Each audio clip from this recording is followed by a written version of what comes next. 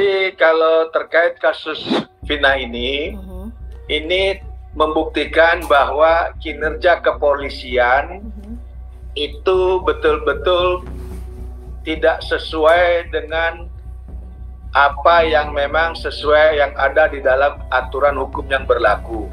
Bahkan dari pihak kepolisian sendiri, terutama para penyidik, ini tidak bekerja secara profesional dan tidak mau bekerja secara hati-hati.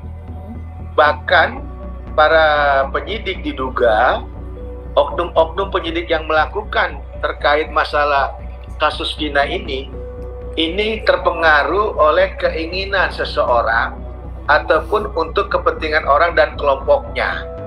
Jadi statement di luar terkait hukum itu tumpul ke atas, tajam ke bawah, ya ini terjadi gitu loh. Jadi kalau terkait propam itu kan internal pihak kepolisian.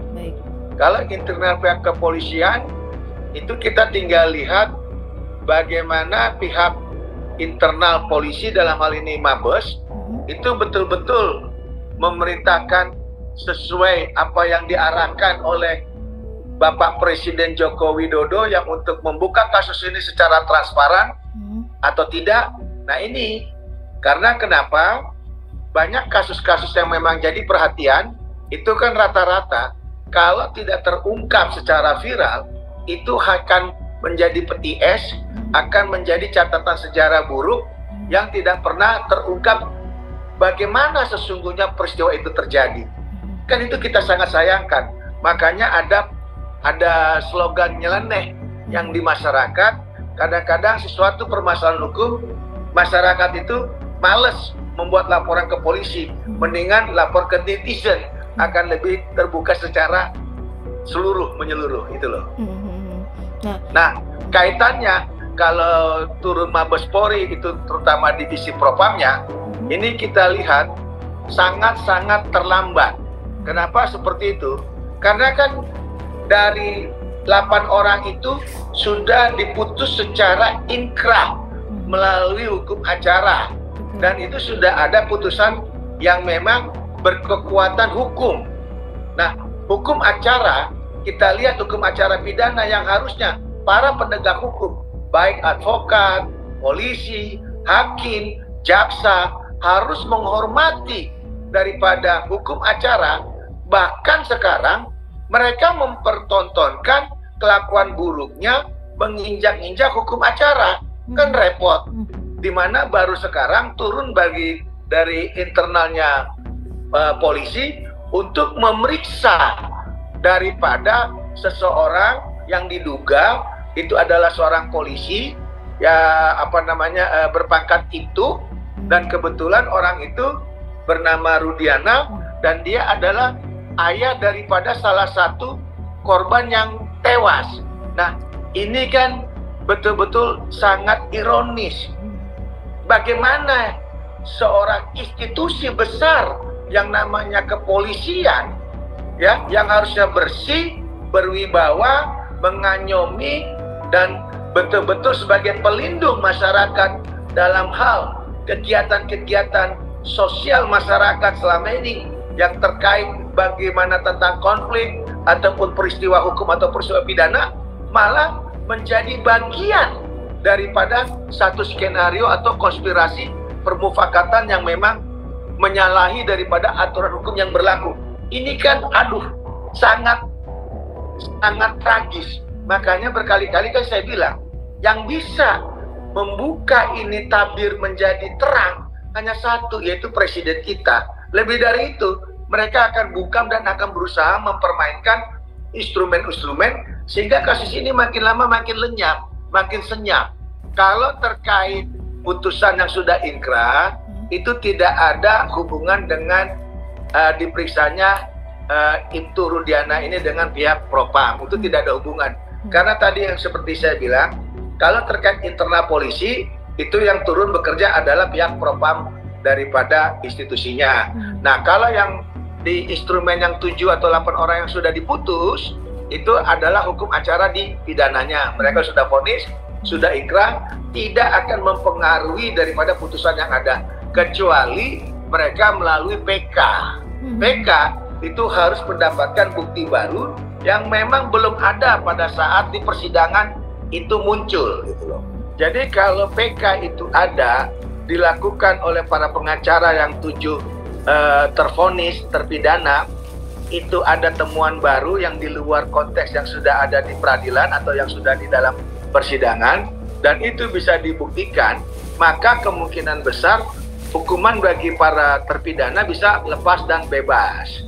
Namun kalau saya berpendapat sebagai praktisi hukum, selain PK, nggak ada salahnya, lebih bagus mereka memohon satu gerasi kepada presiden kita, karena mungkin di sini ada keyakinan daripada pihak terpidana atau yang tervonis itu mereka merasa terzolimin, kan begitu. Daripada pakai PK, nanti kan jenjangnya lama, biaya, belum lagi waktu, kan begitu. Dan putusannya itu tidak lepas atau tidak bebas, kan kasihan. Mendingan minta pengampunan, artinya pengampunan bukan karena mengakui dia salah, kan itu, tetapi karena sudah sistemnya salah dari awal. Itu kalau memang ada temuan atau ada dugaan ini ada yang namanya konspirasi, yang namanya memang hukum acara yang memang tidak layak. Kalau memang itu terbukti setelah itu Rudiana, kalau bisa secara internal ada terbukti melakukan satu kesalahan. Tunggu itu Rudiananya aja dulu. Kalau ke situ sudah pasti. Tapi kan kembali dulu. Ini kan masih posisinya di internal Polri. Ya, di internal Polri kan terkait masalah etika ataupun keprofesionalan itu Rudiana. Nah, terkait nanti pidananya ada atau tidak, bahkan dilanjutkan ke pidana, itu tergantung nanti hasil putusan di pihak Polri-nya sendiri. Ya kita tunggu aja biar cepat. Kita dorong, kita kawal. Kalau saya memang kasus ini sengaja dibuat seperti ini karena untuk menutupi kasus-kasus besar. Jadi orang lupa dengan kasus timah, lupa dengan kasus yang lain yang harusnya seseorang harus jadi tersangka, seorang artis malah tidak. Itu sebenarnya. Belum lagi kasus-kasus di KPK yang memang ada menyangkut petinggi besar yang harus bertanggung jawab terkait masalah korupsinya. Cuman jadinya ini tergerus dengan adanya Vina. Curahan hati kita semua ke Vina. Sebenarnya kalau terkait masalah para pengacara yang turun gunung, yang tadi disebut Hotma Paris, disebut dari pihak Pradi, semua segala macam, itu tidak akan berpengaruh besar kecuali daripada institusi itu sendiri mau jujur dan mau transparan. Ya, untuk bersama-sama membuka tabir, membuka daripada peristiwa Vina ini secara utuh dan menyeluruh, bukan potongan-potongan. Nah, kalau yang kita lihat sekarang ini kan potongan-potongan, di mana kita awalan 8 dipidana, 3 DPO, 1 ditangkap, 2 DPO ternyata dibilang dihilangkan. Nah, ini sangat-sangat tragis kalau kita lihat di dalam hukum acara yang ada di Indonesia.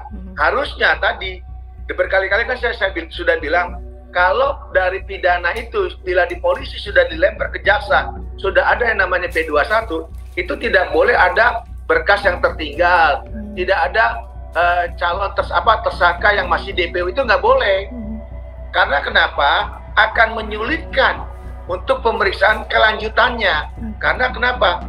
Itu sudah P21, setelah P21 kan jaksa akan mempersidangkan di pengadilan.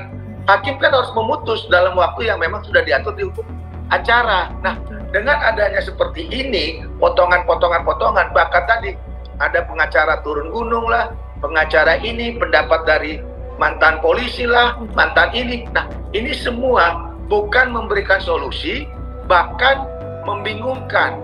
Makanya satu-satu yang harus berperan adalah satu, presiden kita, kedua, Bapak Kapolri, dan kejaksaan termasuk hakim untuk terbuka daripada kasus ini pantas atau tidak untuk diselesaikan secara transparan, bukan malah dibuat semacam gorengan-gorengan. Nah, ini makin tambah jauh dari harapan kita, betul enggak? Baik. Karena bayangkan TKP aja sudah berpindah 3 kali. itu aja sudah membuat kaburnya satu peristiwa pidana. Alat yang melakukan untuk pembunuhan, alatnya dengan menggunakan apa? Itu bagaimana? Ya kan? Nah, ini yang mesti kita samain, bahwa kalau memang kita ingin menyelesaikan permasalahan hina ini, ya tergantung pihak kepolisian, jaksa dengan hakim. Kita menonton aja, kita tinggal melihat. Ya, kalau saya berpesan, biarkan pihak polisi itu bekerja profesional, itu satu. Karena kita tahu ini kan peristiwa 2016 dan sudah diputus. Pada saat lalu, perjalanan ini kan tidak keseluruhan, masih ada DPO yang baru diputus 8. Nah, ini aja polisi akan betul-betul sangat-sangat sulit untuk mengungkap keseluruhan. Makanya hanya satu, Peggy-nya saja kan. Bahkan Peggy pun sudah diperiksa sampai ada faktor kejiwaan, lalu juga tes kebohongan. Nah, ini kan tambah menandakan bahwa ada sesuatu ataupun ada hal-hal yang memang polisi sendiri belum yakin bahwa Peggy ini bagian daripada 8 orang yang sudah diputus, atau orang yang memang pada saat itu ikut ke peristiwa yang ada di Cirebon itu kan makanya digunakan alat kebohongan segala macam. Padahal kalau alat-alat itu tidak akan mengungkap peristiwa sesungguhnya bagaimana. Itu kan hanya alat digunakan untuk mental seseorang. Kalau mentalnya lagi baik, dia tenang menjawab. Kalau mental dia lagi agak pusing, ya naik turun itu. Nah, itu kan tidak menjadi acuan. Yang paling penting adalah betul-betul polisi mau mengungkap secara utuh, jangan ada potongan yang tertinggal lagi, agar citra kepolisian itu betul-betul bisa dikembalikan kepada kepercayaan masyarakatnya. Itu saran saya.